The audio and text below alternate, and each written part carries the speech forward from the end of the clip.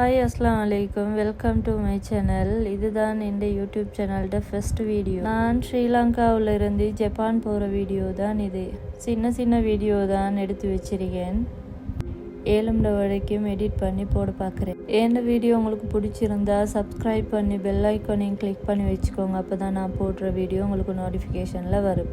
இந்த வீடியோ என்னத்துக்கு யூஸ்ஃபுல்லாக இருக்கும்னு சொல்லி சொன்னால், ஃபஸ்ட் டைம் ஸ்ரீலங்காவிலேருந்து ஜப்பான் வாரத்துக்கு யார் சரி இருக்கீங்கன்னு சொன்னால் இந்த வீடியோ உங்களுக்கு தான். பெரிய தவறு என்னென்னு சொன்னால், டிரெக்ட் ஃப்ளைட் போடாமல் டச் ஃப்ளைட் போட்டு வந்து சேர்ந்ததால தான் இவ்வளோ கஷ்டம்.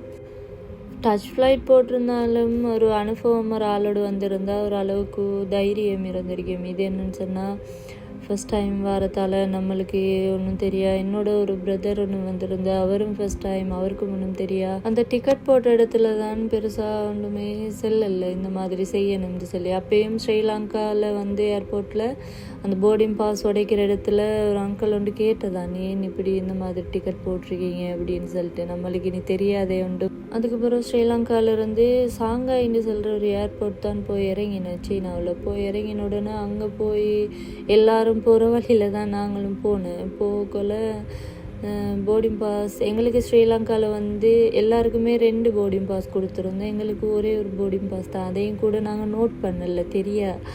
அதுக்கப்புறம் அங்கே போய் அந்த இதில் வச்சு கேட்க நான் சொன்னேன் எங்கள்கிட்ட இல்லைன்னு சொல்லி. அதோடு சீனா ஏர்போர்ட் விட்டு எக்ஸிட் ஆக சொல்லி தான் சொன்னேன். அதோடு தான் அந்த பிரதர்கிட்ட சொன்னேன், நான் கொஞ்சம் வெயிட் பண்ணி பார்ப்போம். ஏண்டா எனக்கு ஞாபகம் என் ஹஸ்பண்ட் ஒரு டைம் ஜப்பான் வரப்போக்கில் இந்த மாதிரி இஷ்யூ ஒன்று ஆகினேன். அதனால தான் நான் சொன்னேன், கொஞ்சம் வெயிட் பண்ணினால் நல்லது தானே, அப்போ யார் சரி வந்து என்ன சரி கேட்பாங்க அப்படின்னு சொல்லிட்டு. ஏண்டா அவங்களுக்கு இங்கிலீஷ் தெரிய மாட்டு. ஒரு சில ஆட்களுக்கு விளங்குது போல், ஒரு சில ஆட்களுக்கு விளங்குது இல்லை. அங்கே சைனீஸ் பாஷை தான் பேசுகிறாங்க. அது மிச்சமே கஷ்டப்பட்ட லாங்குவேஜ் தெரியாமல். நெட்வொர்க் வேலை செய்தும் இல்லை, வைஃபை ஃப்ரீ வைஃபை அது இது ஒன்றுமே இல்லை.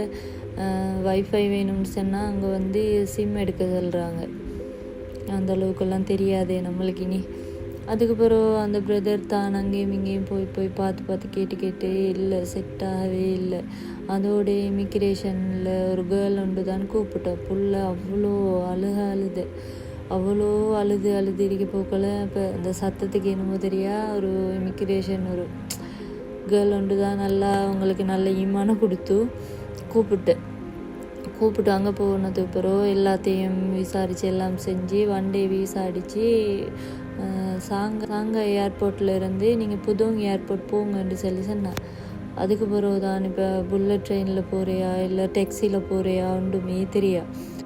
ஆனால் இப்படி ஒன்று இருக்கிற, நாங்கள் வந்து போகக்கொள்ளே நிறைய டேக்ஸி ஓனர்ஸ் வந்து கூப்பிடுவாங்க, வாங்கன்னு சொல்லி. அப்படியெல்லாம் போகிறது பயம் தானே. அதோடு நாங்கள் போகலை. புல்லட் ட்ரெயினில் ஒரு மாதிரியாக டிக்கெட் எடுத்து புல்லட் ட்ரெயினில் போய் சாங்காய் ஏர்போர்ட்லேருந்து புதோங் ஏர்போர்ட்டுக்கு போய் இறங்கினதோட அங்கே சீனா ஈஸ்டர்னில் கொண்டு போய் டிக்கெட்டை கொடுத்த உடனே டிக்கெட்டில் பார்த்துட்டு சொன்னாங்க, ஃப்ளைட் போய்த்து நீங்கள் இதே ஏர்போர்ட்டில் இருந்து போகிறேன்னு சொன்னால் நாளைக்கு தான் போகணும், நீங்கள் இன்றைக்கு போகணும்னு சொன்னால் திருப்பி நீங்கள் வந்த ஏர்போர்ட் சாங்காய் ஏர்போர்ட்டுக்கே போங்கண்டு. எப்படி போகிற பிள்ளையும் கூட்டி எடுத்துட்டு எவ்வளோ கஷ்டம். அவ்வளோ சாமான் கொண்டு போன சாமான். இதை கட்டாயம் செல்ல மறந்துட்டு என்னென்னு சொன்னால், ஃப்ளைட் போட வந்த முக்கியமான ரீசன் என்னென்னு சொன்னால், லெகேஜ் கூட வேணுன்றதுக்காக. இப்போ டிரெக்ட் ஃப்ளைட் போட போக்கல லெகேஜ் கொஞ்சம்ன்றதுக்காக வேண்டி தான் டச் ஃப்ளைட் போட்டு போகும்னு சொல்லி. அந்த இனி லேடிஸ் தெரியாத எப்படியுமே போகிறேன்னு சொன்னால் ட்ரெஸ் கொஞ்சம் கூடுதலாக எடுத்துகிட்டு போகிறதுக்காக வேண்டி தான் டச் ஃப்ளைட் போட்டு. அதுக்கப்புறம் என்ன செஞ்சு புதோங் ஏர்போர்ட்லேருந்து சாங்காய் ஏர்போர்ட் வந்து டேக்ஸியில் தான் வந்து ஃபஸ்ட் டைம் போன இது புல்லட் ட்ரெயினில். அதுக்கப்புறம் கஷ்டம். அதுக்கப்புறம் நாங்கள் டேக்ஸியில் தான் வந்து சேர்ந்தோம். இங்கே வந்த உடனே சீனா ஈஸ்டர்னில் கொண்டு போய் டிக்கெட்டை காட்டின உடனே புதோங் ஏர்போர்ட்டில் வச்சு அவர் அந்த சீனா ஈஸ்டர்ன் அந்த ஓனர் வந்து ஸ்டாஃபான்னு சொல்லி தெரியா, அவர் வந்து சிக்னேச்சர் எல்லாம் வச்சு டேட் எல்லாம் போட்டு டைம் எல்லாம் போட்டு தான் தந்து இங்கே கொண்டு வந்து கொடுத்ததோடு இவங்க வந்து ஓகே இன்றைக்கி 5:30 மணிக்கு வந்து ஃப்ளைட் இருக்கி எங்கேயும் போகவானா எனக்குள்ளே இருந்தே நீங்கள் வாங்கன்னு சொல்லி. நாங்கள் திருப்பி போய் சேர போக்கல எப்படியும் ஒரு 3:30 மாதிரி இருக்கும். 5:30 வரும் வரைக்கும் வெயிட் பண்ணிகிட்டே இருந்தோம். இதுக்கு நாங்கள் போய் சீனாவில் போய் இறங்கினது சுபகு ஒரு 5:30 தான் நாங்கள் போய் இறங்கினது. அவ்வளோ நேரம் ஈவினிங் ஆகும் வரைக்கும் பிள்ளைக்கு ஒரு சாப்பாடும் இல்லை, எங்களுக்கு ஒரு சாப்பாடும் இல்லை. தண்ணி சரி குடிக்கிறதுக்கு பயத்தில் தான் இருந்தேன். அதோடைய ஒரு மாதிரியாக திருப்பி 5:30 வரும் வரைக்கும் மைனுக்குள்ளே வெயிட் பண்ணிவிட்டு பிள்ளைக்கு நான் ஸ்ரீலங்காவில் போட்டு போன பெம்பஸ் தான் டிக்கெட்டு திருப்பி ஓகே, இந்த ஃப்ளைட் ஓகே ஆகிட்டேன்னு சொன்னதுக்கு பிறகு தான் திருப்பி எல்லாம் ஓகே ஆகினதுக்கு பிறகு தான் பிள்ளைக்கு பெம்பஸ் மாற்றினதும் ட்ரெஸ் மாற்றினது எல்லாமே. அதுக்கு பிறகு ஆனால் எதுவுமே சாப்பிடவும் இல்லை, ஒன்றுமே இல்லை. அந்த ஃப்ளைட்டில் சாப்பிட்ட சாப்பாடு மட்டும்தான், வேறு எதுவுமே சாப்பிடல. அந்த பிரதர் போய் ஒரு பன் என்னமோ வாங்கிட்டு வந்தார். அதுக்குள்ளே என்னமோ ஒரு சிக்கனா இல்லை பீஃபா என்னமோ என்னமோ வச்சுருந்துச்சு. அதை சாப்பிடல, அதை வீசினதை. தண்ணி சரி குடிக்கிறதுக்கு பயம். ஒரு மாதிரி சீனாவில் எங்களுக்கு ஃபஸ்ட் டைம் பார்க்குறதால அப்படியா இல்லை என்னன்னு சொல்லி தெரியா, எல்லாருமே ஒரு மாதிரி அந்த கொஞ்சம் பயங்கரமாக தான் இருந்தாங்க. சத்தம் போடுறது, மெசேஜ் அப்படி தான் இருந்துச்சு. செல்ல போனால் இது ஸ்ரீலங்காவிலேருந்து ஜப்பான் போனதை விட ஸ்ரீலங்காவிலேருந்து சைனாக்கு 1 டே ஃபுல்லாக ட்ரிப் போன மாதிரி தான் போனேன். ஒரு மாதிரியாக ஃப்ளைட்டில் ஏறி இந்த ஃப்ளைட்டில் அல்ஹம்துலில்லான்னு போய் இருந்தோன்னே ஐரா நல்ல தூக்கம், அவ்வளோ டயர்ட் பாவம், பெல்ட்லேயே இருந்ததானே. அதுக்கப்புறம் அந்த ப்ராசஸ் எல்லாம் முடித்து ஜப்பான் இமிக்ரேஷன் அங்கே இனி அதெல்லாம் பெரிய கஷ்டம் ஒன்று இல்லை. அதெல்லாம் இனி நாங்கள் எங்கள் முன்னுக்கு வார ஆக்களை பார்த்துட்டே நாங்கள் வந்துடல. நான் ஜப்பானில் இறங்க போகல ஒரு 9:30 அந்த மாதிரி டைம் இருக்கும். என் ஹஸ்பண்ட் ஏர்போர்ட்டில் பயந்து போய் தான் இருந்தேன், என்ன வரோமா வர மாட்டோமா என்னன்னு சொல்லி தெரியாண்டு. ஐரா கிடைச்சதுக்கே தான் ஃபஸ்ட் டைம் வாப்பாவை பார்க்குறேன். அவையும் கண்டுடனே ஒரு மாதிரியாக இந்த பயந்து போய் தான் பார்த்துட்டு இருந்தா. ஆனால் சந்தோஷமாக இருந்துச்சு அல்ஹம்துலில்லான்னு சொல்லி.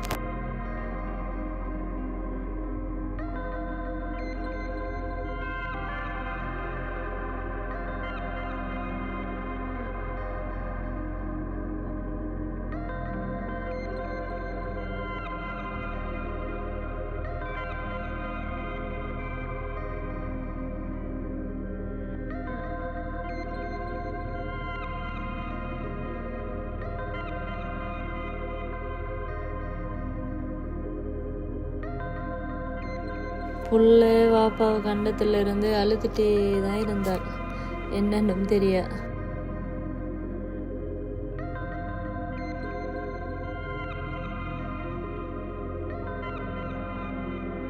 அது எப்படியுமே கொஞ்ச நாள் போனதுக்கு பிறகு தான் சரியாயிடுச்சு. ஒரு மாதத்துக்கு மேலே அதுக்கு பிறகு தான் சரியாயிடுச்சு. இப்போ எல்லாம் எனக்கிட்ட வரத்தை விட அவர்கிட்ட இருக்கிறது தான் கூட.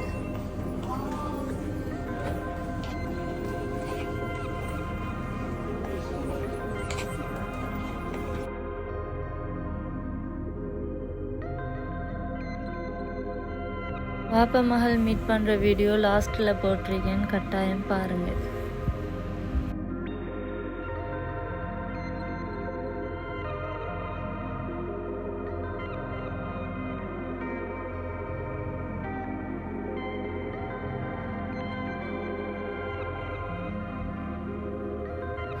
அல்ஹம்துலில்லா, இந்த வீடியோ நீங்கள் பார்த்துருப்பீங்கன்னு சொல்லி நான் நினைக்கிறேன். இந்த வீடியோ உங்களுக்கு பிடிச்சிருந்தா லைக், கமெண்ட், ஷேர், சப்ஸ்கிரைப் பண்ணி வச்சுக்கோங்க. அப்போ தான் நான் போடுற வீடியோ உங்களுக்கு நோட்டிஃபிகேஷனில் வரும். என்னோட ஃபஸ்ட் வீடியோன்றதால என்ன சரி ஒரு மிஸ்டேக் அது இது செஞ்சிருந்தால் மன்னிச்சு கொள்ளுங்க. நெக்ஸ்ட் டைம் நான் அந்த மிஸ்டேக் செய்யாமல் பார்த்துக்கிறேன். நான் இப்போ இந்த வீடியோவை முடிச்சுக்கிறேன். நெக்ஸ்ட் டைம் ஒரு வீடியோவில் சந்திக்கிறேன். பாய்.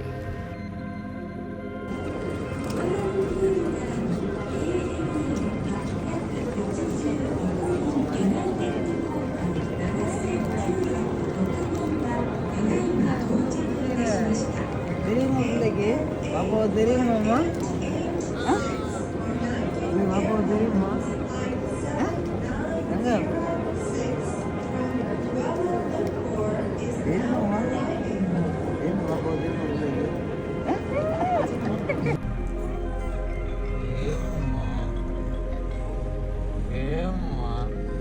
பாப்பா இல்லையா? என்னோட பாப்பா இல்லையா? என்னோட பாப்பா இல்லையா?